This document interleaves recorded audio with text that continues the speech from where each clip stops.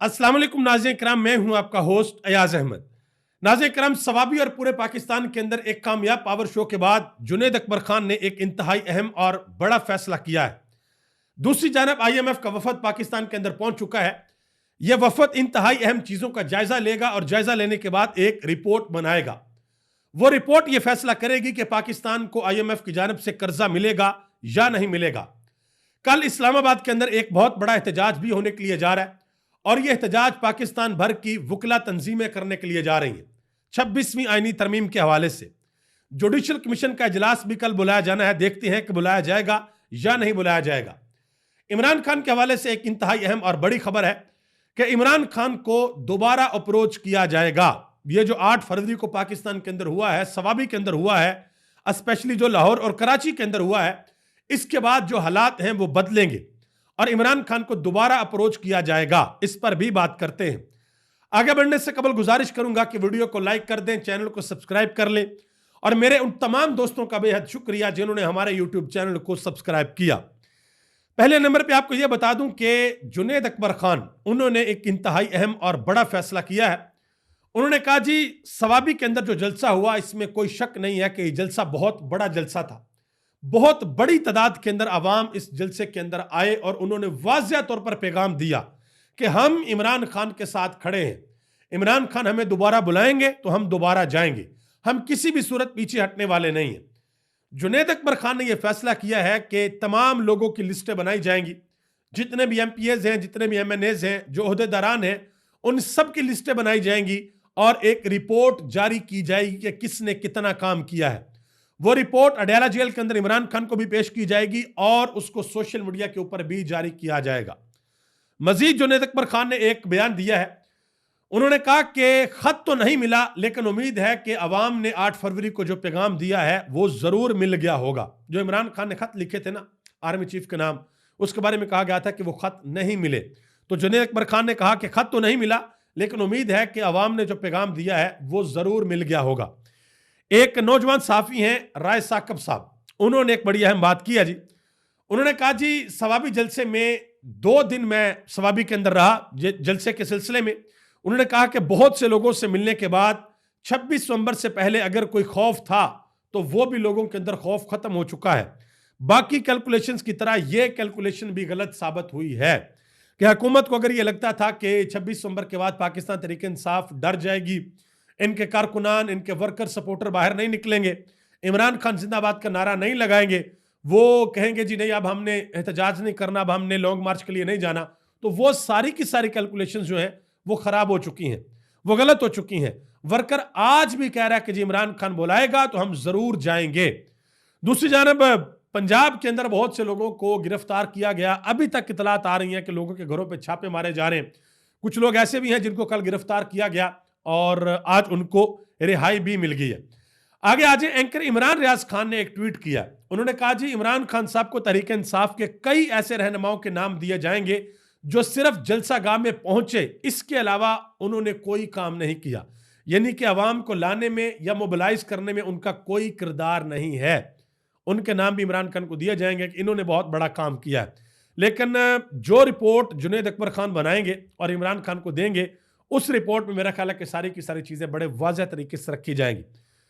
जुनैद सलीम ने एक बड़ा इंकशाफ किया जी। उन्होंने कहा, जी इमरान खान से एक मरतबा फिर राब्ते का फैसला हुआ है, लेकिन इस मरतबा जो राब्ता होगा वो मजबूत बुनियादों और मजबूत ऑफर के साथ होगा। उन्होंने कहा कि इस वक्त एक बड़ा मसला यह है कि किसी भी वक्त अमेरिका से एक बहुत बड़ा सरप्राइज आ सकता है। वो सरप्राइज ये आ सकता है कि अमेरिका के अंदर जो ओवरसीज पाकिस्तानी है वो जो काम कर रहे हैं इमरान खान के लिए, इमरान खान की रिहाई के लिए, हो सकता है कि वो अमेरिकी अवाम से एक रेजोल्यूशन पास करवाएं और वो रेजोल्यूशन आम नहीं होगी बल्कि बाइंडिंग रेजोल्यूशन होगी कि रेजोल्यूशन पास हो और उसके साथ ये भी कहा जाए कि ये एक्शंस इस रेजोल्यूशन के बाद लिए जाए और वो रेजोल्यूशन फिर लिए जाएंगे। उन्होंने कहा कि अगर वो पास हो गई, वो आखिरी मरहल में है, वो किसी भी वक्त आ सकती है, तो वो रेजोल्यूशन पाकिस्तान की सियासत में एक भूचाल बर्पा कर सकती है। जुनैद अकबर खान ने एक इंतहाई अहम मुलाकात भी की है आजम खान सवाती के साथ। याद रहे कि आजम खान सवाती अभी हाल ही में काफ़ी अरसा जेल के अंदर रहे हैं, उनको रिहाई मिली है और रिहा होने के बाद उन्होंने एक अहम तरीन ऐलान भी किया था। उन्होंने कहा था कि मैं पहली फुर्सत में इमरान खान के साथ मुलाकात करूंगा और जो 2 नंबर लोग हैं पार्टी के अंदर उनका सफाया होगा, उनको पार्टी से बाहर निकाला जाएगा।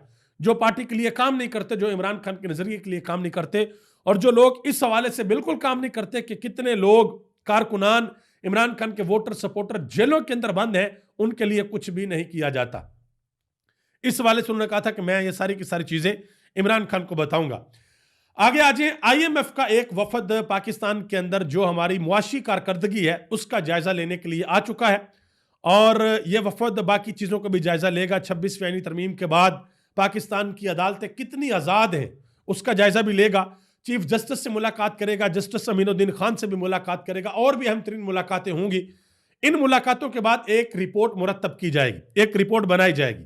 उस रिपोर्ट के बाद फिर फैसला होगा कि पाकिस्तान को आईएमएफ की तरफ से कर्ज मिलेगा या नहीं मिलेगा, और अगर मिलेगा तो किन शराइत के ऊपर मिलेगा। तो यह एक अहम तरीन और बड़ी डेवलपमेंट होने के लिए जा रही है।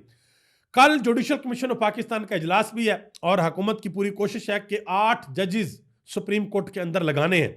लेकिन दूसरी जानब इस्लामाबाद के अंदर वकला ने एहतजाज की कॉल भी दे रखी है। आईएमएफ का वफद भी जो है वो पाकिस्तान के अंदर है, वो भी इन चीज़ों को मॉनिटर करेगा। इससे कबल मैं आपको बता दूं कि बहुत से लोगों ने यह कहा, खत भी लिखा चीफ जस्टिस को। आज एक और खत आया है, जुडिशल कमीशन ऑफ पाकिस्तान के मेंबर है बैरिस्टर अली जफर, उन्होंने चीफ जस्टिस याहिया अफरीदी को खत लिखा कि ये जो आज ये जुडिशल कमीशन का इजलास है इसको मुलतवी किया जाए। पहले जो इस्लामाबाद हाई कोर्ट में सीनियरिटी का असूल है उसको जरा तय किया जाए, उसके बाद इस इजलास को किया जाए।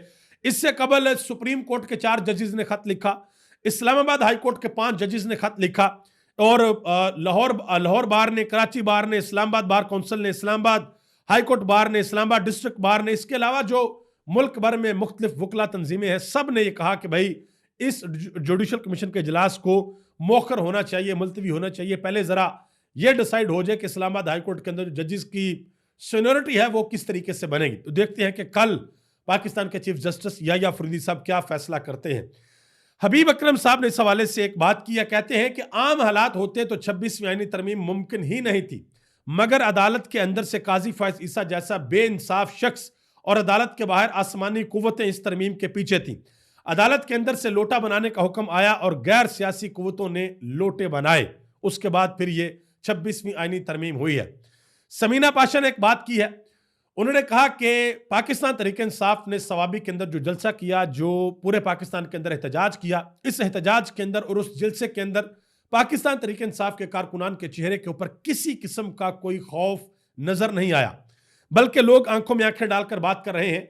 वो हर दफा बर्बरियत सहने के बाद नए सिरे से और नए अज़म से निकलते हैं और आम शहरी भी इसका हिस्सा बन जाते हैं। उन्होंने कहा कि मेरी रिपोर्टर्स के साथ बात हुई है, हर किसी ने यही कहा है कि 26 नवंबर कुछ नहीं बिगाड़ सका, बल्कि 26 नवंबर उल्टा पड़ चुका है। और सदीक जान ने इसको बड़ी डिटेल के साथ रिपोर्ट किया। कल के व्लॉग में मैंने मुगीस अली भाई का ट्वीट भी आपके सामने रखा था। आज भी मैंने राय साकिब साहब की बात मैंने आपके सामने रखी। उन्होंने कहा 2 दिन मैं स्वाबी के अंदर रहा और इस नतीजे पर पहुंचा हूं कि 26 नवंबर जो है वो कैलकुलेशन जो है वो मिसकैलकुलेशन हो गई है, क्योंकि लोग जो है वो बिल्कुल भी मानने को तैयार नहीं। एक इंटरनेशनल साफ़ी हैं जी माइकल, उन्होंने एक बात की है कि ये 1 साल पाकिस्तान के अंदर जो हुआ ये क्या होता रहा। उन्होंने कहा कि 1 साल पहले पाकिस्तान तहरीक इंसाफ को कट टू साइज कर दिया गया, यानी कि तहरीक इंसाफ को खत्म करने की कोशिश की गई। इन्हें बराह रास्त उम्मीदवार खड़े करने की इजाजत नहीं दी गई और इनके इंतखाबी निशान से इनको महरूम कर दिया गया। पाकिस्तान तहरीक इंसाफ ने आज़ाद उम्मीदवार खड़े किए जिन्होंने सबसे ज्यादा नशिस्तें जीती और मिलिट्री स्पॉन्सर्ड जमातों को शिकस्त दी। पाकिस्तान की तारीख के सबसे बड़े इंतखाबी कारनामों में से ये एक कारनामा था जो पाकिस्तान की आवाम ने सर अंजाम दिया। आसफ करमानी साहब जो कि पाकिस्तान मुस्लिम लीग नून के एक रहनुमा हुआ करते थे, आजकल नहीं है, उन्होंने कहा जी मरियम नवाज हवा के अंदर तीर चला रही हैं, किसी को अच्छा लगे या बुरा लगे, वोट बैंक सिर्फ इमरान खान का ही है, वोट बैंक और किसी का नहीं है। क्योंकि जितनी देर, अब तो बहुत से लोगों की चीज पता चल चुकी है कि जितनी देर इमरान खान जेल के अंदर रहेंगे, जितनी देर जेल के अंदर रहेंगे, उतनी देर इमरान खान का वोट बैंक बढ़ता जाएगा। वो हमारे एक भाई हैं, नौजवान सहाफी हैं, उमर दराज गोंदल, उन्होंने भी ट्वीट किया हुआ था। उन्होंने कहा कि मैं अपने गांव में गया हूं और वहां पर मुख्तलिफ लोगों से मुलाकात हुई, शादियों पे जाना हुआ, किसी जगह पर अफसोस करना था, उधर गए और वहां पर हर बंदा एक ही सवाल पूछ रहा है, इमरान खान कब रिहा होगा, इमरान खान जेल से कब बाहर निकलेगा। और आप यकीन करें, इवन कि मैं भी बहुत सी जगहों पर जाना होता है तो लोग ये सवाल ज़रूर पूछते हैं कि इस वक्त मुल्क की क्या सूरत हाल है, क्या खबरें हैं, और यार ये बताओ कि इमरान खान कब बाहर आ रहा है, इमरान खान जेल से कब बाहर आ रहा है। तो वो हबीब अकरम ने बात की थी, उन्होंने कहा था कि एक खबर है जिसका इंतजार 550 दिनों से ये कौम कर रही है और वो खबर अभी तक नहीं आई, और वो खबर यही है कि इमरान खान कब रिहा हो गया। मजीद हबीब अकरम ने कहा कि शहबाज शरीफ को वजीर आजम 2024 के धांधली ज़दा इलेक्शन के नतीजे में बनाया गया था। ये जो वजीर आजम बने हैं ये 2024 के धांधली ज़दा इलेक्शन के नतीजे में बने हैं शहबाज शरीफ साहब। उन्होंने कहा कि इसीलिए उनका नाम जफरुल्लाह जमाली और शौकत अजीज के बराबर लिखा जाता है। जिस तरह ये दोनों वोट की बजाय मुशर्रफ के जोर पर वजीर आजम बने थे, इसी तरह शहबाज शरीफ भी असम्बली की बजाय कहीं बाहर से वजीर आजम बनाए गए हैं। ये बात उन्होंने की है। अच्छा जी, हुकूमत की जानब से अभी ये रिपोर्ट आ रही है कि जो मुलाजम पेशा अफराद हैं उनके ऊपर मजीद टैक्स का बोझ डालने का फैसला किया गया है और रवा माली साल में तनख्वाहदार तबके से तकरीबन 570 अरब रुपए टैक्स की मद में वसूल किए जाएंगे। और वजीर आजम साहब कहते हैं कि मेरा बस चले तो फौरी तौर पर 15% टैक्स कम कर दूं। बस ही तो नहीं चलता, यही तो सबसे बड़ा मसला है। आखिर में जी एक ट्वीट आपके सामने रखना है। ये ट्वीट किया है शेर अफजल खान मरवत ने। कल मैंने व्लॉग के अंदर आपको बताया था कि शेर अफजल खान मरवत आए, जब सलमान कम राजा तकरीर कर रहे थे तो उन्होंने आकर लोगों ने नीचे नारे लगाए मरवत मरवत। तो शेर अफजल खान मरवत ने उन नारों का जवाब दिया और सलमान कम राजा ने तकरीर रोक दी थी। फिर तकरीर रोकने के बाद उन्होंने कहा था कि हम यहाँ इमरान खान के लिए आए हैं, हम इमरान खान के लिए इकट्ठे हैं और हम इकट्ठे होंगे। और उन्होंने ये भी कहा था कि किसी किस्म की कोई अनारकी या बदतमीजी जो है वो नहीं होगी। अब बहुत से लोगों ने सोशल मीडिया के ऊपर इसको हाईलाइट भी किया कि शेर अफजल खान मरवत को ये नहीं करना चाहिए था। तो उस हवाले से उन्होंने आज एक ट्वीट करके क्लैरिफिकेशन दी है, वो मैं आपके सामने रखना चाहता हूं। उन्होंने कहा कि मैं सोशल मीडिया पर एक और मुहिम की मजम्मत ही कर सकता हूं कि सलमान कम राजा की तकरीर के दौरान मरवत के नारे लगाने वाले अवाम को हाथ उठाकर जवाब देना राजा साहब को नीचा दिखाना था। उन्होंने कहा कि यह झूठी और फजूल मुहिम है। जब मैं स्टेज पर आया तो अवाम ने मरवत मरवत के नारे लगाना शुरू कर दिए। पूरे शो के दौरान कमोबेश 10 बार नारे लगाए गए और हर बार मैंने खड़े होकर सलाम किया। किसी ने इस मामले पर रोशनी नहीं डाली कि मैं स्टेज पर सलमान कम राजा साहब की नशिस्त के पास गया, उनका इस्तकबाल किया, उनको गले लगाया, हालांकि हम दोनों हजूम को दिखाई दे रहे थे। बहरहाल इन अनासर का यह बीमार रवैया हमारे साइबर स्पेस और सोशल मीडिया को मजीद नागवार बनाता है। लोगों की मुझसे मोहब्बत एक ऐसी चीज है जिसने बहुत से लोगों को परेशान किया है और मुस्तकबिल में भी इन्हें परेशान करता रहेगा, क्योंकि कोई भी चीज हमारे दरमियान इस बंधन को खत्म नहीं कर सकती कि लोगों में और मेरे दरमियान बहुत ज्यादा मोहब्बत है। तो ये शेर अफजल खान मरवत साहब का जवाब था। तो मैंने बहुत ज़रूरी समझा कि कल मैंने अगर उस मामले को रिपोर्ट किया था तो आज मैं शेर अफजल खान मरवत का जो मौक़िफ़ है ये भी आपके सामने रखूं। बाकी फ़ैसला हमेशा मैं आपके ऊपर छोड़ता हूं, वो आपने करना होता है। अभी तक के लिए इतना ही। आप सबका बहुत बहुत शुक्रिया। मुझे इस दुआ के साथ इजाज़त दें कि अल्लाह ताला मुझे, आपको, हम सबको अपने हिफ्ज़ ईमान में रखे और करोड़ों लोग जो हमारे पाकिस्तान और दुनिया भर के अंदर बसते हैं सब पर अल्लाह अपना ख़ास फजल और करम फरमाए।